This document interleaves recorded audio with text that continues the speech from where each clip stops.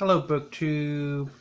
I'm back with my weekly reads. I had a pretty good reading week. I got 4 books done, and I'm just started a 5th, which I will read over this coming weekend. So first, I'm going to, instead of going in order of the books I read, I'm going to start with the books I read for research for my writing project. So grab them. So first, I want to talk about classical sculpture by George M.A. Hanfmann. This was largely a historical overview of classical sculpture and a lot of photos of classical sculpture. So not necessarily useful for what I was looking for. In hindsight, I probably should have looked more into like the terracotta warriors of China or something like that. But anyway.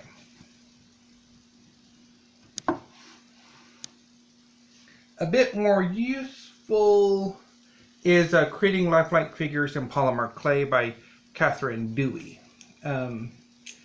This book was really useful, very interesting, and while the techniques, the type of clay and how you would go about building a sculpture probably doesn't necessarily reflect back like how it would have been done several centuries ago or millennia ago, but it does give me like an idea of the process of kind of creating a clay sculpture. So that's helpful. Not entirely sure if I'll ever want to do it beyond writing about it. And next, over the weekend, Saturday and Sunday, I read Symphony and C, Carbon and the Evolution of Almost Everything by Robert M. Hazen. I really liked this book. It was engrossing, it was interesting and fascinating, and just a topic I'd never thought of before. It just, blew my mind. But I do think that maybe the structure was a little bit ill thought. The book is basically divided into 4 sections. Earth, which looks at carbon and its role in various minerals on and in the earth. Air, which looks at carbon as a part of the atmosphere. Fire, the practical industrial uses of carbon. And water, carbon as the key ingredient to life as we know it. So parts 1 and 4, Earth and Water, are brilliantly done. Absolutely brilliantly done. Hazen knows his stuff here. Absolutely. Air and fire, though, not so much. Air, you have a bit of the carbon cycle, and the importance of carbon and as carbon dioxide and as methane as greenhouse gases. And there's a really interesting section on climate change. But really, air doesn't really seem to stand on its own. And that goes doubly for fire, where it's really just the uses that humans put carbon to, and there's not as much interest here, I think, on the part of the author. So, yeah, but it was a really good read, and I quite enjoyed it. Now, I know in my last Friday reads, when I previewed like what I would be reading ahead, I had mentioned that after Symphony and C, I was going to be reading Lady Hotspur.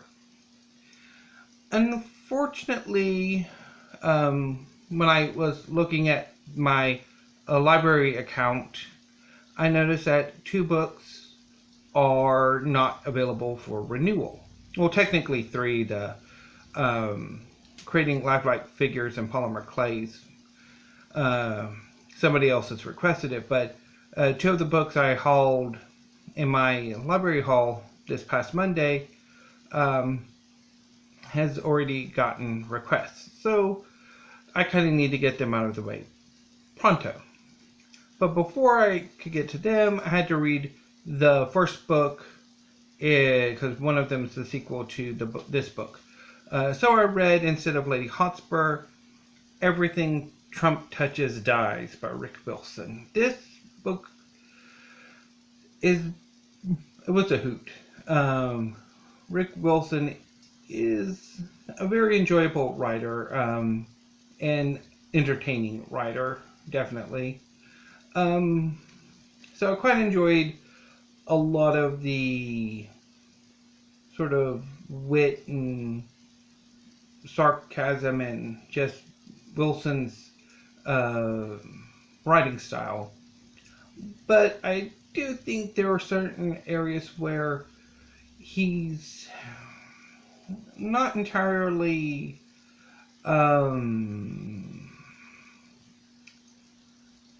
confronting what the Republican Party's role in creating Trump, in that Trump did not sprout fully formed as what Trumpism.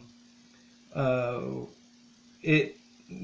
were parts of aspects of the Republican Party, trends, ideological trends, political trends, what have you, that have been going on for decades that Trump latched onto and basically turned into Trumpism. But Wilson doesn't really explore that as much as maybe he could have. And his advice to Democrats, well, yes, Democrats are fairly bad at politics. It's very clear his recommendations are a little bit intended to drive the Democrats further to the right. So, there are certain areas where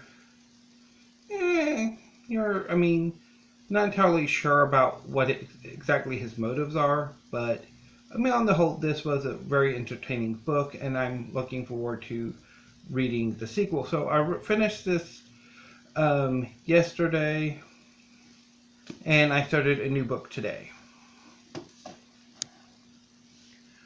So I'm starting on American Oligarchs, the Kushners, the Trumps, and the Marriage of Money and Power by Andrea Bernstein.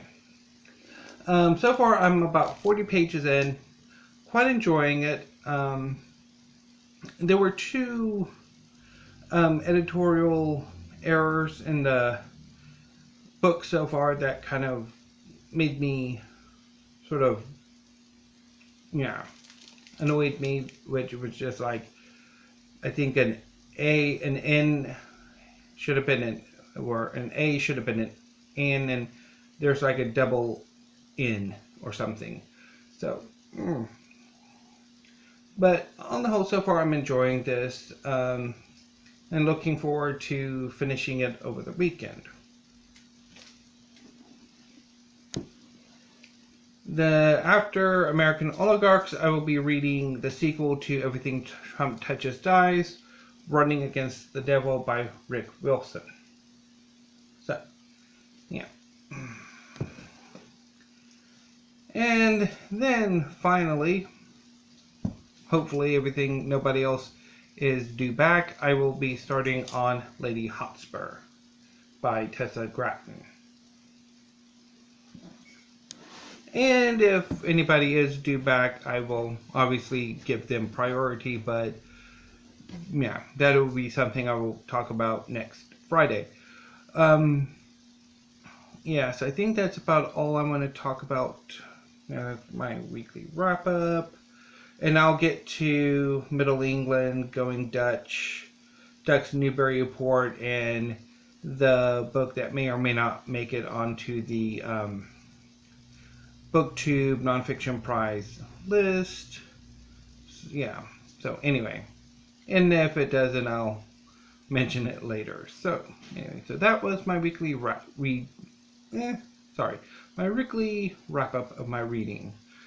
So until next Monday, have a great weekend, BookTube.